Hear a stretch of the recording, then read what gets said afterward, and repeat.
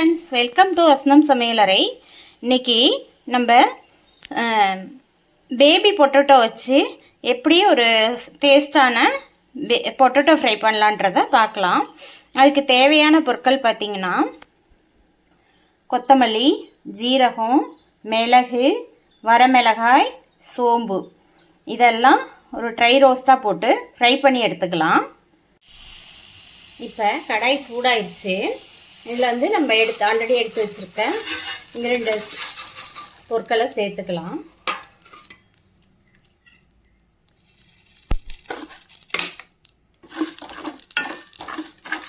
லேசாக வறுத்து எடுத்துக்கோங்க. மிளகு, சோம்பு, கொத்தமல்லி, ஜீரகம் இது எல்லாத்தையும் ட்ரை ரோஸ்ட்டாக வறுத்து எடுத்துக்கலாம்.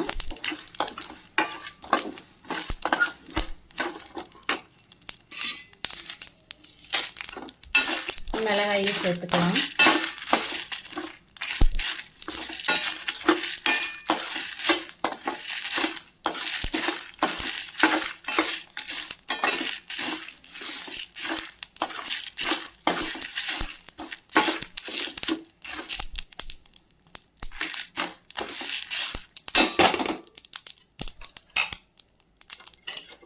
இது லைட்டாக வறுத்தாலே போதும்.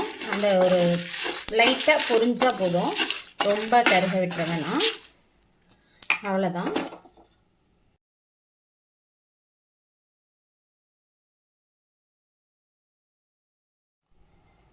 சூடான கடாயில் ஆயில் விட்டுட்டு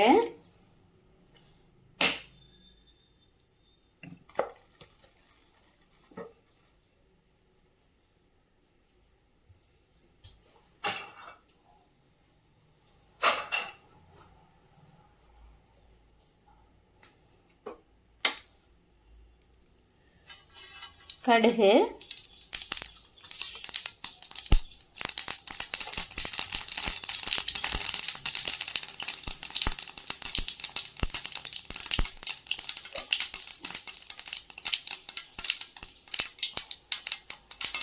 இப்போ நம்ம ஆல்ரெடி பொடி பண்ணி வச்சுருக்கோம். கொத்தமல்லி, மிளகாய், ஜீரகம் இதெல்லாம் அந்த பொடியை லேசாக ஆட் பண்ணிக்கலாம்.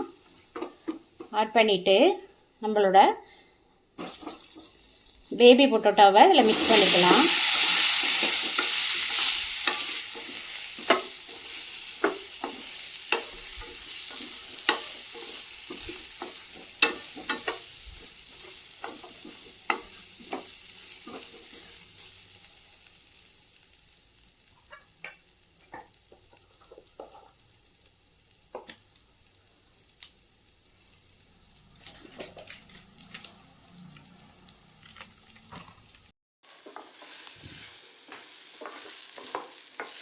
அப்படியே சிறிது நேரம் குக் ஆகட்டும்.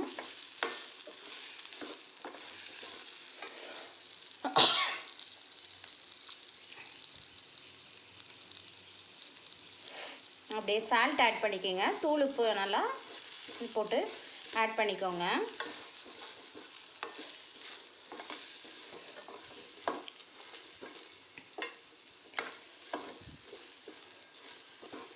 நல்லா இந்த உருளைக்கிழங்கோட இந்த மசாலாலாம் மிங்கிள் ஆகி நல்லா குக் ஆகட்டும். 5 மினிட்ஸ் சிம்லேயே வச்சுக்கோங்க.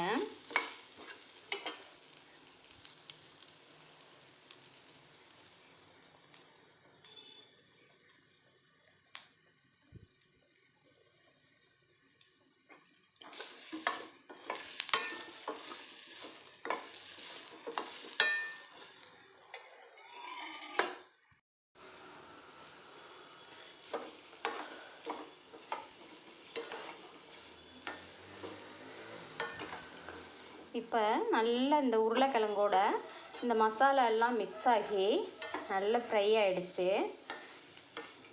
தயிர் சாதம், சாம்பார் சாதம் எதுக்கு வேணாலும் நீங்கள் இந்த உருளைக்கிழங்கு டிஷ்ஷு வித்தியாசமாக செஞ்சு பாருங்கள்.